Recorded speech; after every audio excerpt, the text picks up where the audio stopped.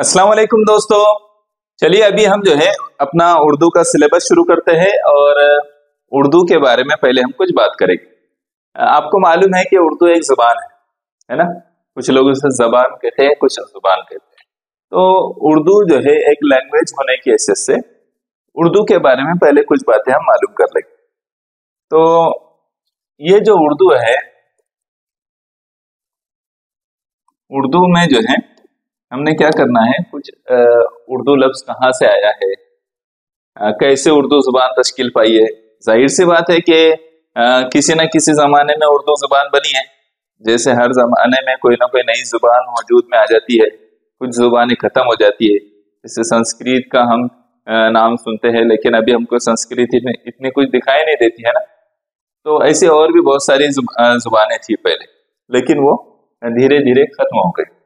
तो उर्दू जुबान जो है कैसे वजूद में आई, उर्दू में यहाँ लिख रहा हूँ, अब तवज्जो दे। ये जो उर्दू है, उर्दू का मतलब होता है लश्कर। उर्दू का मतलब क्या होता है? लश्कर। और ये जो लफ्ज है, ये लफ्ज है तुर्की जुबान का। तुर्की जुबान का ये लफ्ज है। अब ये उर्दू जुबान वजूद में किस तरह से आई, इस पर हम 2-4 मिनट पहले बात करेंगे, फिर अपने टॉपिक पर आए। जब जो है हिंदुस्तान में, भारत में बाहर मुल्कों से मुसलमान आना शुरू हो गए, खासतौर से 1000 ईस्वी में गजनवी वगैरह के वक्त में जब वो हिंदुस्तान आए, उन्होंने हिंदुस्तान पर हमले किए और यहाँ पर बसना शुरू हुए। तो यहाँ की जुबान और मुसलमानों की जो जुबानें उस वक्त में थी वो फारसी और अरबी थी। तो इन जबानों के दरमियान में एक तरह का इंटरेक्शन हुआ और उसके नतीजे में एक नई जुबान बोलचाल में आने लगी। वजूद में नहीं है, बोलचाल में आने लगी। धीरे धीरे जो है ये सिलसिला चलता रहा। अकबर के जमाने में बादशाह अकबर, जो मुगल दौर का एक ग्रेट बादशाह था, तो बादशाह अकबर के जमाने में क्या हुआ कि तकरीबन 650 रियासतें उस जमाने में थी जो अकबर के इख्तिदार में आती थी, अकबर की हुकूमत में आती थी। 650 रियासतें थी और उसका फौजी निज़ाम, तो उसमें अलग अलग जुबानें बोलने वाले फौजी होते थे, जिसमें एक दूसरे तक बात पहुंचाना, पैगाम अरसाल करने में काफी दिक्कत होती। तो फिर क्या हुआ कि क्यों ना एक ऐसी जुबान को वो किया जाए, डिस्कशन में लाया जाए, या ऐसी जुबान पर अमल किया जाए जो सबके लिए आसान हो सके। तो जो नई जुबान उभर रही थी उस जमाने में, तो उसी को जो है बोलचाल का और उसी को ज्यादा तरक्की देने की कोशिश की गई, वो उर्दू जुबान थी, जिसे बाद में लश्करी जुबान भी कह दिया गया। लश्कर के लिए, चूंकि लश्करी जुबान इसलिए कहा गया इसको कि कई जुबानों के अल्फाज, कई जुबानों से अल्फाज इसमें आए हैं, शामिल हुए और एक जुबान वजूद में आई। तो इस बिना पर भी इसको लश्करी जुबान कहते हैं। ये याद रखिए कि ये जुबान जो हिंदुस्तान में मुसलमानों के आने के बाद, खासतौर पर पंजाब के इलाके में, सिंध के इलाके में मुसलमान पहले आए और वहां पर जो उनका यहाँ की जुबानों से तबादला हुआ, उस जुबान का, अरबी और फारसी जुबान का, तो इसकी बिना पर एक नई जुबान वजूद में आई जिसे हम उर्दू के नाम से जानते हैं। और इस जुबान की तरक्की कब सबसे ज्यादा हुई?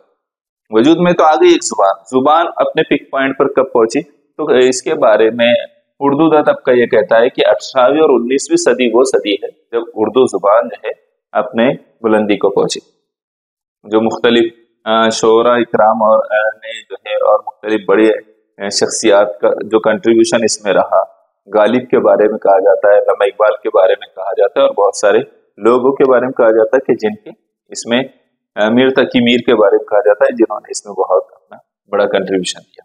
तो एक जुबान वजूद में आ गई। आज ये जुबान हिंदुस्तान की एक अहम जुबान, कई अहम जुबानों में से एक अहम जुबान है। जो 22 शेड्यूल्ड जुबानें हैं हिंदुस्तान के दस्तूर के मुताबिक, उसमें भी ये शामिल है। अगर पूरी दुनिया की सतह पर देखा जाए तो टॉप की जो आप 12-15 जुबानें निकालेंगे तो शायद उसमें इसका एक नंबर आ जाए। हिंदुस्तान में एक बड़ी आबादी ऐसी है जो इस जुबान को बोलती है। अतराफ के जो ममालिक है उसमें पाकिस्तान एक बड़ा मुल्क है जहाँ पर उर्दू जुबान बड़े पैमाने पर बोली जाती है। तो उर्दू जुबान अब जो है कोई ऐसी छोटी मोटी जुबान के तौर पर नहीं रही, बल्कि एक बड़ी जुबान बन गई।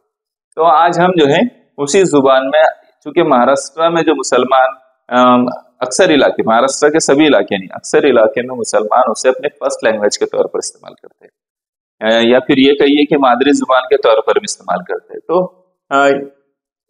अभी इसकी अहमियत काफी बढ़ गई है। अभी हमारे पास में ये फर्स्ट लैंग्वेज के तौर पर उर्दू हम पढ़ रहे हैं। तो हम इसको शुरू करते हैं कि जो फर्स्ट लैंग्वेज के तौर पर अभी हम उर्दू पढ़ रहे हैं, तो उर्दू में पहला सबक हमारा है हजरत सलमान फारसी रजी अल्लाह ताला। उर्दू में हमारा पहला सबक क्या है? हजरत सलमान फारसी रजी अल्लाह ताला। ठीक है, तो इस सबक को हम जो है 3 हिस्सों में कवर करने की कोशिश करेंगे। अभी पहले हिस्से में 3 हिस्सों पर मबनी हम वीडियो बनाएंगे। इसकी पहले वीडियो में जो कुछ बातें अभी मैंने आपके सामने रखा और ये पहली बात हम समझेंगे, और उसके बाद फिर सबक वाला एक वीडियो बनाएंगे जिसमें हम सबक को समझेंगे, और तीसरे वीडियो में हम सवाल जवाब देखेंगे। ठीक है, अभी पहली बात समझ लेते हैं, ये बहुत इंपॉर्टेंट होती है, इसको नजरअंदाज नहीं करना चाहिए।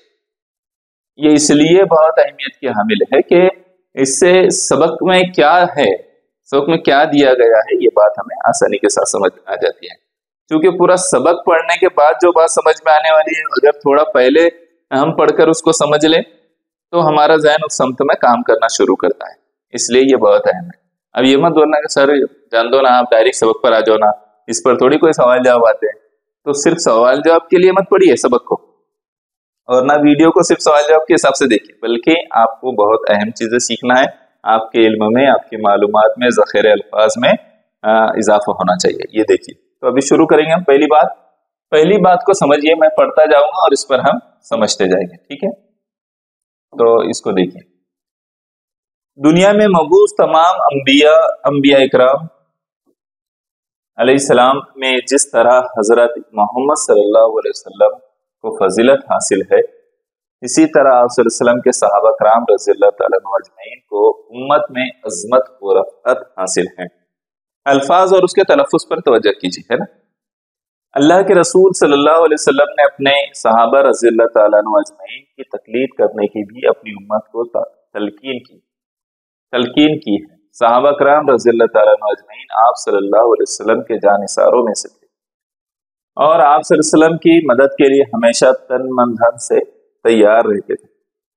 उन सहाबा कराम रज़ियल्लाहु तआला अन्हुम अजमईन में हजरत सलमान फारसी रज़ियल्लाहु तआला अन्हु भी थे। उन्होंने आप सल्लल्लाहु अलैहि वसल्लम से मुलाकात की खातिर और हक की तलाश के लिए बरसों सऊबतें बर्दाश्त की। बिलाखिर ईरान से मदीना पहुंचकर आप सल्लल्लाहु अलैहि वसल्लम के हाथ पर ईमान लाए और आखिर दम तक इस्लाम की खिदमत करते रहे। ज़ेल के सबक में उनके हालात ज़िंदगी बयान किए गए। ये जो सबक है ये हजरत सलमान फारसी रज़ियल्लाहु तआला अन्हु हजरत सलमान फारसी रज़ियल्लाहु तआला अन्हु के बारे में है। हजरत सलमान फारसी रज़ियल्लाहु तआला अन्हु एक सहाबी है। हमारे नबी के जो साथी होते हैं उनके लिए सहाबी का लफ्ज इस्तेमाल किया जाता है। क्या है? हजरत सलमान फारसी रज़ियल्लाहु तआला अन्हु एक सहाबी है जिनके साथ हम रज़ियल्लाहु तआला अन्हु लगाते हैं, यानी अल्लाह ताला उनसे राजी हो। ये जो रेज ज़ुआद है इसको हम क्या पढ़ते हैं? रज़ियल्लाहु तआला अन्हु, जो शॉर्ट में लिखा गया है यहाँ पर, अल्लाह ताला उनसे राजी। तो आप सल्लल्लाहु अलैहि वसल्लम को जिसने ईमान की हालत में देखा, आप सल्लल्लाहु अलैहि वसल्लम के साथ रहा, आप सल्लल्लाहु अलैहि वसल्लम से इस्तिफादा किया, तो वो सब क्या कहलाते हैं? सहाबी कहलाते हैं। इंग्लिश में उसको कहते हैं द कंपेनियन। क्या कहते हैं? कंपेनियन। तो आपने ये बात याद रखनी है। अंबिया किराम अलैहिस्सलाम के साथ ये जो ऐन की जो निशानी होती है, तो ये अलैहिस्सलाम के लिए, ठीक है, इसको क्या पढ़ते हैं? अलैहिस्सलाम, जो अंबिया के साथ मखसूस है। अल्लाह के रसूल सल्लल्लाहु अलैहि वसल्लम के साथ में जो है अलैहिस्सलाम नहीं लगाते हैं, आप सल्लल्लाहु अलैहि वसल्लम के साथ में जो है सल्लल्लाहु अलैहि वसल्लम लगाते हैं, है ना। एक तरह का दरूद भी है ना। अल्लाह के रसूल सल्लल्लाहु अलैहि वसल्लम के हाथ जोड़ा गया, पीस भी अपॉन, है ना। एक तरह के जो है दुआ या कलमा भी इसे कह सकते हैं आप, ये ठीक है। तो आप सल्लल्लाहु अलैहि वसल्लम के जो सहाबी थे वो आप सल्लल्लाहु अलैहि वसल्लम के बहुत ज्यादा एहतराम करते और आप सल्लल्लाहु अलैहि वसल्लम की हर बात पर जो है तन मन धन से जान निछावर करते, तन मन धन से जो है लगे रहते। किसी बात में आप सल्लल्लाहु अलैहि वसल्लम की नाफरमानी नहीं करते थे। उन्हीं लोगों में से, उन्हीं सहाबा रज़ियल्लाहु तआला अन्हुम अजमईन में से एक सहाबी का तज़किरा यहाँ पर किया जा रहा है, और वो सहाबी कौन है? हजरत सलमान फारसी रज़ियल्लाहु तआला अन्हु। हजरत सलमान फारसी रज़ियल्लाहु तआला अन्हु वो सहाबी है जिनकी लाइफ बहुत इंटरेस्टिंग है इस एतबार से कि हक की तलाश में कोई इंसान किस तरह की मुश्किलात बर्दाश्त कर सकता है, आखिरी दर्जे की मुश्किलात कह लीजिए। इतनी मुश्किलात बर्दाश्त करने के बाद एक शख्स इस्लाम कबूल करता है, मुख्तलिफ इलाकों में घूमता घूमता परेशान होता होता हक की तलाश में सही जगह पहुंच जाता है और फिर जो है अल्लाह के रसूल सल्लल्लाहु अलैहि वसल्लम के हाथ पर इस्लाम कबूल करता है, ईमान ले आता है और आखिर दम तक अल्लाह के रसूल सल्लल्लाहु अलैहि वसल्लम का साथी बना रहता है।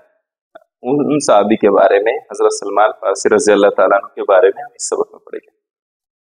और यहाँ एक और बात कही गई है कि सहाबा रज़ी अल्लाह ताला अन्हु की, अल्लाह के रसूल सल्लल्लाहु अलैहि वसल्लम ने अपने सहाबा रज़ी अल्लाह ताला अन्हु की तकलीफ करने की भी अपनी उम्मत को तलकीन की। आप सल्लल्लाहु अलैहि वसल्लम ने कहा है कि हम मेरे सहाबा जो है सितारों की मानिंद कोई भी उनकी इत्तिबा करेगा और फलाह को पहुंचेगा।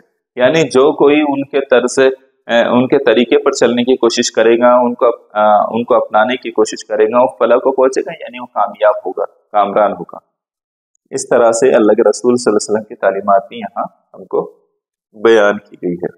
तो चलिए फिर हम जो है शुरू करेंगे अपने सबक को अगले वीडियो में। अभी एक जो है इतनी बात समझना काफी है, पहली बात समझना काफी है। ठीक है, चलिए, जज़ाकल्लाह खैर।